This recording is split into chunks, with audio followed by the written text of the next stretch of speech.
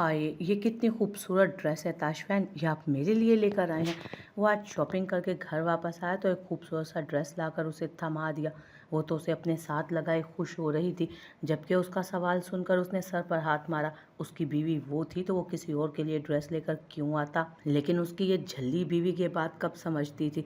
उसे ये बात समझाना तो दीवार पर सर मारने के बराबर था।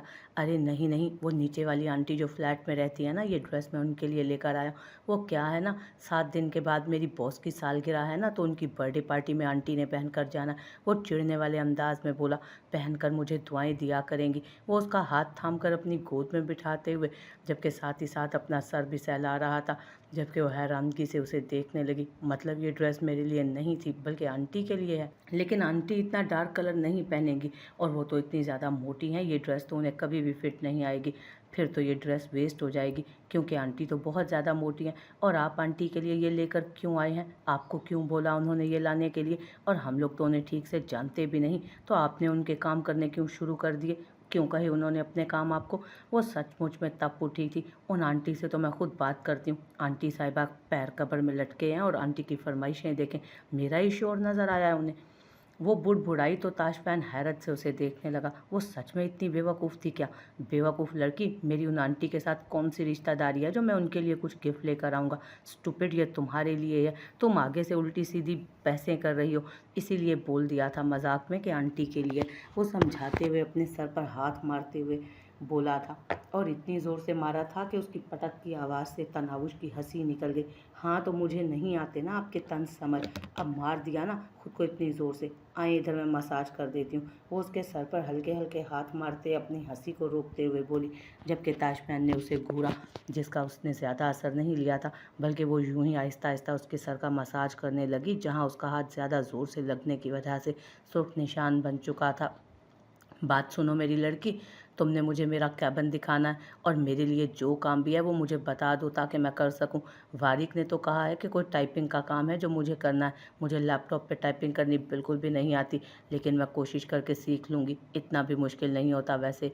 वैसे भी मुझे फ़ोन पर टाइपिंग अच्छी खासी आती है। वो बाहर मिस माम के पास आते हुए कहने लगी।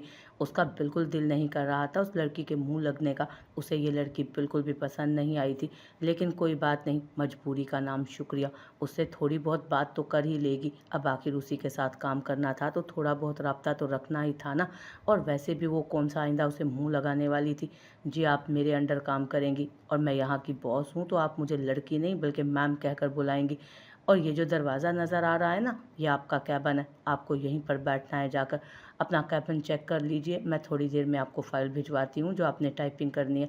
अब आप जा सकती हैं। वो मसरूफ़ अंदाज में बोली। तुम ज़रूरत से ज़्यादा एटीट्यूड नहीं दिखा रही मुझे। वो सीने पर हाथ बांधते हुए उसे घूर कर बोली, ताहिर, इन्हें इनका ऑफिस दिखा दो, मुझे सर ने अंदर बुलाया। वो अपनी ज़रूरी फाइल्स उठाकर वारिक के कैबिन में चली गई, जबकि इतनी इग्नोरेंस पर मायरा का गुस्से से बुरा हाल होने लगा था। पैर पटक कर वो अपना ऑफिस देखने आई। सामने एक छोटा सा टेबल और उसके सामने एक कुर्सी रखी थी। किसी दूसरे फर्द के बैठने की जगह भी नहीं थी वहाँ पर।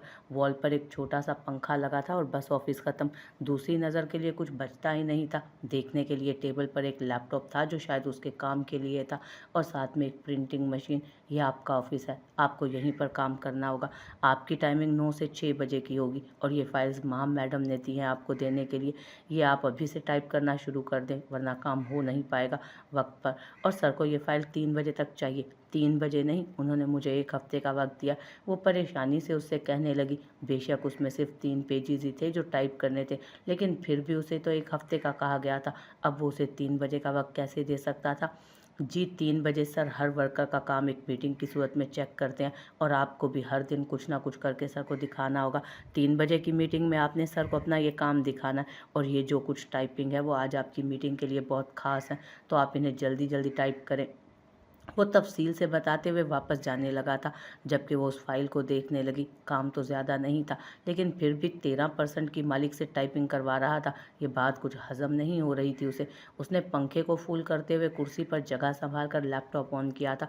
कंप्यूटर वगैरह यूज़ करना उसे ज़्यादा नहीं आता था, लेकिन हल्का फुल्का काम वो कर ही सकती थी। इतना तो वो इंटरनेट से देख कर भी कर लेती, और वैसे भी वो मायरा थी, और मायरा के लिए कोई काम मुश्किल नहीं था। बकौल मायरा के ये तो सब उसने कर ही लेना था। उसने रॉबिन से कोई बात नहीं की थी, सिर्फ कहा था कि अपनी हद में रहो। और उस दिन के बाद रॉबिन बिल्कुल नॉर्मल हो गया था। तकरीबन 1.5 महीने से उसने कोई पंगा नहीं लिया था। शायद डैनी की मार का असर था कि वो सुधर गया था, या शायद वो कुछ बड़ा प्लान कर रहा था। लेकिन आजकल उसका सारा ध्यान अपनी फ़िल्म पर था। वो वक़्त पर आ रहा था और वक़्त पर जा रहा था। शूटिंग में भी उसने ऐसी कोई हरकत ना की थी जिस पर वो परेशान होता। पिछले 1.5 महीने से शूटिंग भी बहुत अच्छे से हो रही थी। दूसरी तरफ से क्रिस्टन भी अपने सारे नखरों को एक तरफ रख के काम में मसरूफ़ थी, जिसके लिए वो काफ़ी खुश भी था। ऐसे में रोज़ की सालगिरह का आ जाना एक खुशकुन एहसास था। उसकी सालगिरह को वो स्पेशल बनाना चाहता था और बस जानना चाहता था कि आखिर रोज़ उससे क्या मांगने वाली थी जिसका वो जिक्र कर रही थी बार बार उससे। वो खुद भी सोच सोच कर तंग आ गया था, लेकिन उसे कुछ भी समझ नहीं आया। फिल्म की आधी से ज़्यादा शूटिंग हो चुकी थी। जो सबसे अहम सीन्स वो शूट करवा चुका था। अब बस कुछ गैर मामूली सीन बाकी थे जो फिल्म को मुकम्मल करने के लिए ज़रूरी थे, और उसकी कोशिश ये थी कि रोज़ की सालगिरह से पहले वो फिल्म की सारी शूटिंग कंप्लीट कर ले। फिर एक्टिंग का वर्क वैसे भी एडिटर ने देखना था, और उसका इरादा तनावुश को लेकर कहीं बाहर घूमने जाने का था, जिसके लिए रोज़ से भी वो बात कर चुका था और उसे भी कोई ख़ास एतराज़ नहीं था। वो तो आजकल अच्छी जगह भी देख रहा था ताकि वो अपना एक मज़ेदार सा हनीमून प्लान कर सके। उसे जो काम थोड़ा सा लग रहा था अब अचानक ही बहुत ज़्यादा लगने लगा। उसने 2 दफ़ा लैपटॉप पर फाइल सेव करने की कोशिश की, लेकिन दोनों दफ़े वो डिलीट हो गई। अब वो तंग आने लगी थी। वो कहाँ उस काम को आसान समझे हुए थी और कहाँ ये उसकी जान का अज़ाब बन गया था। उसने तंग आकर फाइल उठाई और वारिक के ऑफिस में जाने लगी, लेकिन मिस माहम ने उसे बीच में ही रोक दिया। कहाँ जा रही हैं आप? उसने उसे पुकारते हुए पूछा था। मैं सर के कमरे में जा रही हूँ, उन्हें अपना काम दिखाने के लिए। वो अपनी फाइल पीछे करते हुए बोली, आपका काम सर नहीं, मैं चेक करूँगी। आपका काम सर 3 बजे के बाद चेक करेंगे, तब तक आप मुझे चेक करवा सकती हैं। वो हाथ आगे करते हुए बोली, और उसे अपनी फाइल देखने दिखाने से पहले मौत ना आ जाए तो मैं 3 बजे के बाद सर को ही दिखाऊंगी। वो अपनी फाइल को वापस लेते हुए अपने कैबिन में घुस गई, जबकि माहम कंधे उचकाकर अपना काम करने लगी थी। वो अपने काम में ज़ोरों शोर से मसरूफ़ थी, लेकिन फिर भी बहुत कोशिश के बाद भी फाइल सेव नहीं कर पा रही थी। वो फाइल सेव करना सीखना चाहती थी, जो इंटरनेट से अभी उसे समझ नहीं आया था, लेकिन वो किसी और से क्यों सीखती जब उसका शोहर ही बॉस की कुर्सी पर बैठा हुआ था। लेकिन वो लंबे बालों वाली चुड़ैल तो उसे उसके शोहर के ऑफिस में जाने ही नहीं दे रही थी। जब ताहिर ने आकर उससे पूछा कि काम हुआ या नहीं, उसके हाथ पैर फूलने लगे। लंच ब्रेक था शायद, वो इसीलिए आकर पूछ रहा था।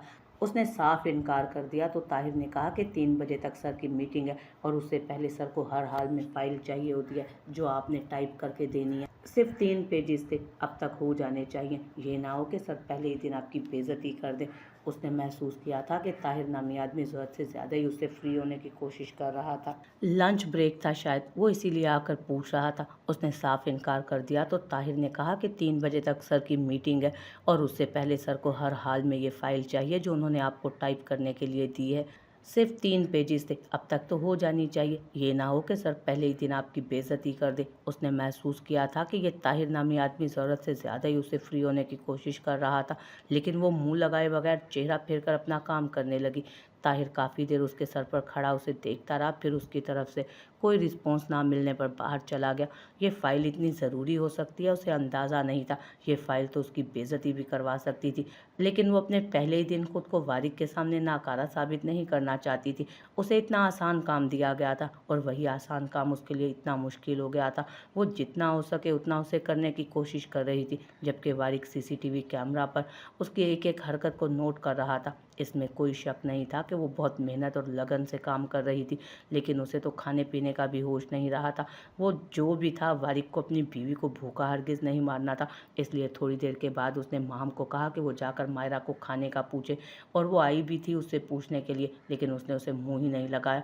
माहम तो उस लड़की का एटीट्यूड समझ ही नहीं पा रही थी, और दूसरा वारिक को उसको अहमियत देना, और फिर पहले ही दिन उसे अपनी अहम मीटिंग की फाइल टाइपिंग के लिए थमा देना। वो तो खुद वारिक की वजह से हैरान थी। वो ऐसी कोई भी अहम मीटिंग जो 1 हफ्ते के टाइम पीरियड में आती हो, किसी को देने की गलती नहीं करता था, और यहाँ उसने एक न्यू वर्कर को जो नॉन एक्सपीरियंस थी उसे दे दी थी। 1 हफ्ते में तो क्या, वो 1 महीने में भी उस फ़ाइल को तैयार नहीं कर सकती थी। माहम को पूरा यकीन था, लेकिन उसने वारिक को मायरा के बारे में बस इतना ही कहा था कि शायद उसका कुछ खाने का मूड नहीं है, इसीलिए वो लंच ब्रेक पर नहीं जा रही। हालाँकि सच तो ये था कि उसने माहम की बात का जवाब ही नहीं दिया था। तुम्हारा शौहर मुझे काट कर खा जाएगा, मुझे यकीन है। वो अंदर दाखिल होते हुए एक नज़र उसके पूरे घर को देखता कुर्सी घसीट कर बैठा था। आज संडे था और अपनी फ़िल्म की शूटिंग में बिज़ी होने की वजह से ताशफैन अभी घर वापस नहीं आया था। अपनी फ़िल्म के चक्कर में वो संडे की छुट्टी भी नहीं ले रहा था। हालाँकि आज तो उसने तनावुज़ से वादा किया था कि उसे घुमाने लेकर जाएगा, लेकिन सुबह उसने माज़रत कर ली थी उससे। उसने वादा किया था कि शूटिंग के बाद वो जहाँ कहेगी वो उसे लेकर जाएगा, और वैसे भी अब मज़ीद 10 से 12 दिन की शूटिंग बाकी थी और फिर फ़िल्म का रोला ख़त्म हो जाना था। जबकि उसकी कोशिश रोज़ की सालगिरह से पहले ही इस फ़िल्म को ख़त्म कर देने की थी, जिसमें वो बिल्कुल भी छुट्टी नहीं दे रहा था। फिर वो उसे अपने साथ किसी दूसरे मुल्क में घुमाने के लिए ले जाने की प्लानिंग कर रहा था, जहाँ की वो टिकट्स भी बुक करवा चुका था। उसका ये हनीमून वो तनावुश के लिए बहुत ज़्यादा स्पेशल बना देना चाहता था। बहुत सारे यादगार लम्हात वो उसके साथ गुजारना चाहता था। क्या मतलब है तुम्हारी इस बात का? मेरे शोहर तुम्हें आदमखोर नज़र आते हैं जो तुम्हें काट कर खा जाएंगे। चुपचाप बैठो, मैंने तुम्हारे लिए इतनी मज़े की बिरयानी बनाई है कि उंगलियां चाटते रह जाओगे। वो पूरे दावे से कहती उसके लिए खाना निकालने लगी थी, जबकि वो भी ताशफैन के घर में मौजूदगी ना होने पर पुरसकून होकर बैठ गया। वैसे बहना, तुम्हारे अजीज़े मन शोहर कहाँ हैं? कहीं नज़र नहीं आ रहे? कहीं मेरे कत्ल की प्लानिंग तो नहीं कर रहे कहीं बैठकर? उसने एक नज़र पूरे घर में दौड़ाकर उससे पूछा। उसे तंग करने में भी अपना ही मज़ा था। वो ताशफैन के खिलाफ एक लफ्ज़ बर्दाश्त नहीं कर सकती थी। वो उसे इतना ही चिढ़ाता था, और वो चिढ़ती भी बहुत ज़्यादा थी। तुम्हारे शोहर आ जाते, फिर एक साथ मिलकर ही खाना खा लेते। अच्छा थोड़ी लगता है कि मेज़बान भूखा रहे और मेहमान पेट भरकर खाना खा ले। उसने बिरयानी की चम्मच भरकर मुंह में लेते ड्रामाई अंदाज में कहा तो तनाउश ने हैरानगी से उसे देखा। हाँ क्यों नहीं, ये बिरयानी मैं वापस उठा लेती हूँ। वो उसके सामने से प्लेट उठाने ही लगी थी जब डैनी ने दोनों हाथों से प्लेट थाम ली। अरे यार, मजाक कर रहा हूँ मैं, छोटा सा मजाक भी नहीं समझती। मेरा कोई इरादा नहीं तुम्हारे हिटलर शोहर के हाथों पिटने का। मैं तो पहले ही खाकर यहाँ से भाग निकलूंगा। वो बड़े मज़े से तेज़ तेज़ बिरयानी खा रहा था, जबकि उसकी तेज़ी पर तनावुश को हंसी आ रही थी। अगले संडे फिर से अपने शोहर को कहीं बाहर भेज देना, और मुझे ना कोफ्ते बहुत पसंद है। उसने अपनी फरमाइश नोट करवाई, जबकि तनावुश ने बड़ी खुशी से हाँ में सर हिलाया। उसके लिए यही काफ़ी था कि वो वापस उसके घर आना चाहता है। अभी वो दोनों बैठकर मज़े से बातें कर रहे थे जब अचानक बाहर का दरवाज़ा बजा, यानी कि ताशफैन वापस आ गया। उसके गले में निवाला अटक गया। वो प्लेट समेत टेबल के नीचे घुसने लगा। ये क्या कर रहे हो तुम दानियाल? पागल तो नहीं हो गए? बाहर निकलो और आराम से बैठकर खाना खाओ। वो परेशानी से उसे देखकर कहने लगी, नहीं मुझे बाहर नहीं आना, मैं यहीं से खाकर खिड़की के रास्ते भाग जाऊंगा। तुम अपने शोर को मत बताना कि मैं यहाँ आया हुआ हूँ। देखो मैं तुम्हारे आगे हाथ जोड़ता हूँ, मुझे बचा लेना अपने हिटलर शोर से। वो उसकी मिन्नतें करते बोल रहा था, जबकि तनावुश को तो कुछ समझ ही नहीं आ रहा था। उफ, तुम बिल्कुल पागल हो गए हो। वो उसे कोसती हुई दरवाज़ा खोलने जा चुकी थी, जबकि दानियाल तो जैसे कोई और जगह ढूंढने लगा था उसके पीछे। अंदर मीटिंग चल रही है लड़की, तुम्हारा दिमाग तो ख़राब नहीं? इस तरह से अंदर घुसे चली जा रही हो। अपने साथ साथ क्या मुझे भी इस जॉब से फारिग करवाना चाहती हो तुम? वो वारिक के ऑफिस के बाहर दरवाजे पर हाथ रखते हुए दरवाज़ा धकेलने लगी थी कि माहम ने उसका हाथ पकड़कर उसे अपनी जानिब खींचा। उसका अंदाज इतना तौहीन-आमेज़ था कि मायरा का दिल चाहा उसका मुंह थप्पड़ों से लाल कर दे। हाँ तो ये बात आप मुझे आराम से भी बता सकती हैं कि अंदर मीटिंग चल रही है, ये क्या तरीका है बात करने का? उसे गुस्सा आया था। मेरा यही तरीका है बात करने का, और तुम ना ज़रा नीचे रहो। आज इस ऑफिस में तुम्हारा पहला दिन है तो हवाओं में उड़ने की ज़रूरत नहीं। मेरी एक छोटी सी शिकायत तुम्हें इस नौकरी से बाहर करवा सकती है, इसलिए बेहतर होगा कि अगर तुम्हें ये नौकरी प्यारी है ना तो अपने पैरों को ज़मीन पर ही रहने दो। मत सोचना कि तुम खूबसूरत हो, स्टाइलिश हो तो वारिक इफ्राहिम तुम्हारे कदमों में बिछने लगेगा। यहाँ बहुत आई और बहुत गईं तुम जैसी। कोई भी लड़की वारिक इफ्राहिम को मुतासिर करने में कामयाब नहीं हो सकी, तो तुम भी नहीं होगी, याद रखना। मेरे कौन से अंदाज से आपको ऐसा महसूस हुआ कि मैं उन्हें इम्प्रेस करने की कोशिश कर रही हूँ? वो सीने पर हाथ बांधते उससे पूछने लगी। मसला उसे उस लड़की से नहीं था, उस लड़की की घटिया सोच से था। वो क्या समझ रही थी उसे कि वो उसके बॉस को पटाने की कोशिश कर रही थी, इस ऑफिस में अपनी जगह बनाने के लिए? मतलब वो उसे एक कैरेक्टरलेस लड़की समझ रही थी। ये तो मायरा की बर्दाश्त से बाहर था। यही जो तुम अपनाए हुए हो। तुम वारिक सर को अपनी तरफ मुतवज्जो करने की कोशिश कर रही हो और तुम इस कोशिश में कभी भी कामयाब नहीं होगी। ये बात तुम याद रखना। सर तुम जैसी लड़कियों को मुँह लगाना भी पसंद नहीं करते, इसीलिए बेहतर होगा कि तुम अपनी औकात में रहो, वरना ये पहला दिन आखिरी दिन होने में देर नहीं लगेगी। वो अपनी बात मुकम्मल करते वहाँ से जा चुकी थी, जबकि मायरा का गुस्से से बुरा हाल होने लगा। अब इस शख्स की खातिर उसे कैरेक्टरलेस होने के ताने भी सुनने पड़ेंगे। कभी नहीं, अब तो वो इस ऑफिस में इससे बात करने का भी इरादा नहीं रखती थी। इस ऑफिस में उसे उसके शोहर के साथ ही बदनाम किया जा रहा था। हाँ, शायद वो वारिक पर ज़रूरत से ज़्यादा हक जताने लगी थी। वो ज़रूरत से ज़्यादा ही उसे अपनी ज़िंदगी में अहमियत देने लगी थी। बाहर का कोई भी इंसान जो उनके दरमियान मौजूद रिश्ते को नहीं जानता, उनके रिश्ते को तो हरगिज़ नहीं समझेगा। दिखाना उसका बार बार ऑफिस के बाहर चक्कर लगाना, अपनी फाइल सिर्फ वारिक को ही दिखाना, और उसे सबकी निगाहों में ये बातें मशकूक कर रही थी। और उसे खुद इन सब चीज़ों का ख्याल रखने की ज़रूरत थी, क्योंकि वारिक का तो कहना था कि वो सबको बताना चाहता है कि वो उसकी बीवी है। ये राज तो वो रखना चाहती थी, वही अपनी पहचान सबसे छुपाना चाहती थी, तो एहतियात भी उसे ही करनी थी। अपने किरदार को लेकर वो पहले वारिक के तल्ख लफ्ज़ों का शिकार हुई थी, अब ये सब बर्दाश्त से बाहर था उसकी। लेकिन वारिक ने अपनी गलत फहमी के दूर होते ही उससे माफ़ी मांग ली थी। और सच यही था कि जिस तरह से ताशफैन और मायरा ने अपने आप को लोगों के दरमियान पेश किया था, वो उसे हरगिज़ सही नहीं समझ सकता था।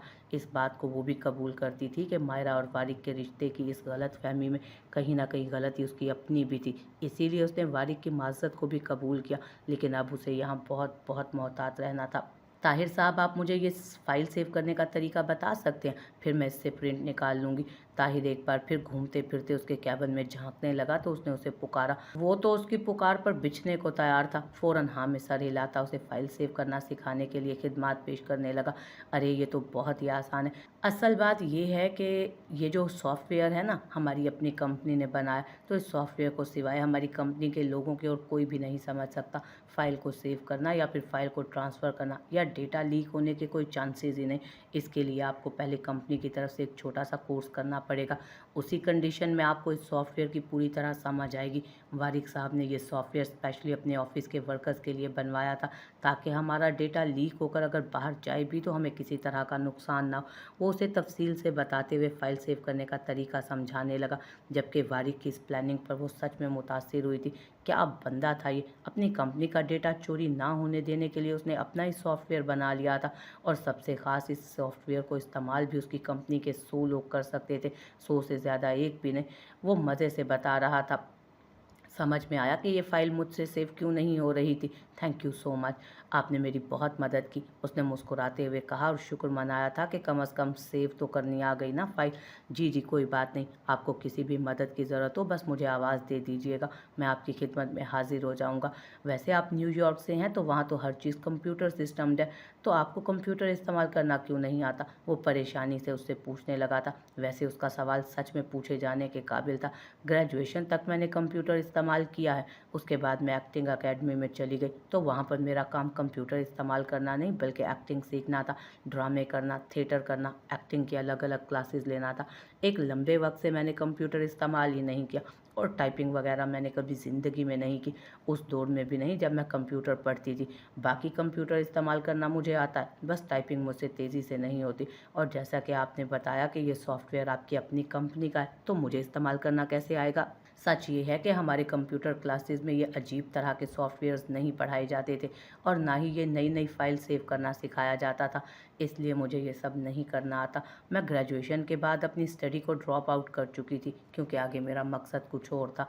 और सच कहूँ तो मेरा मकसद ग्रेजुएशन करने का भी नहीं था, क्योंकि मैट्रिक के फ़ौरन बाद मैंने एक्टिंग के लिए पहले चाइल्ड आर्टिस्ट के तौर पर ऑडिशन देने शुरू किए थे, और बाद में हीरोइन के लिए। मुझे पढ़ाई में दिलचस्पी नहीं थी, मेरी ज़रूरत फ़ोन से पूरी हो जाती थी, और इन सब चीज़ों का भी फ़जूल शौक़ मैंने पाला नहीं। मुझे क्या पता था कि आगे फ्यूचर में ये काम भी मेरे सर पड़ने वाला है। वो उसे बता रही थी, जबकि वो हैरानगी से उसे सुन रहा था, जैसे उसकी बातें यकीन करने के काबिल ना। वैसे आप मुझे ये बताएंगी कि हमारी कंपनी है किस चीज़ की? मेरा मतलब है कि हम इस कंपनी में करते क्या हैं, क्योंकि इस फाइल से तो मुझे कुछ भी समझ नहीं आया। उसने मुस्कुराकर फाइल साइड पर रखी थी। दिल तो कर रहा था उस ताहिर के मुंह पर एक ज़ोरदार थप्पड़ मारकर उसे उसकी औकात बता दे। कब से वो उसे बुत बना देखे जा रहा था। जैसे कि उसने मायरा को कुछ अनहोनी बातें बता दी हों, लेकिन नहीं, वो कोई फ़ज़ूल किस्म की हरकत करके वारिक पर अपनी कोई भी नाकामी ज़ाहिर नहीं करना चाहती थी। कितने मज़े से उसने उसका मज़ाक उड़ाया था कि तुम्हें इतना भी पता है कि मेरी कंपनी में काम क्या होता है? जी, हम सॉफ्टवेयर बनाते हैं मायरा जी, और उसके लिए हमें अपनी पढ़ाई मुकम्मल करनी पड़ती है, बल्कि कोर्सेज़ करने पड़ते हैं। इस कंपनी में काम करने के लिए हमें पहले 1.5 साल का डिप्लोमा करना पड़ता है। आप बिना डिप्लोमे के, बिना कोर्स के यहाँ आई कैसे? समझ नहीं आ रहा मुझे। वो परेशानी से उसे देखने लगा था, जबकि मायरा थोड़ी देर पहले उसे अपनी पिछली ज़िंदगी के किस्से सुनाकर पछता रही थी। उसे ज़रूरत ही क्या थी उसे बताने की कि वो अपनी पढ़ाई छोड़-छाड़ कर एक्टिंग में मसरूफ़ हो गई थी। मैं तो मज़ाक कर रही थी, आप सीरियस हो गए। आई एम सॉरी, मुझे मज़ाक करने की आदत है। मैंने भी सारे कोर्सेज़ किए हुए हैं, मेरे पास भी सारे डिप्लोमे हैं। ऐसे ही तो मुझे इस बड़ी कंपनी में टाइपिंग मास्टर बनाकर नहीं बिठाया गया।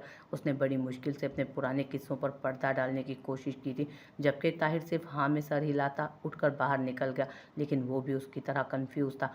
क्या बाबा के ज़माने में ये सॉफ्टवेयर कंपनी होगी? मतलब मेरे बाबा भी सॉफ्टवेयर एक्नेटर थे।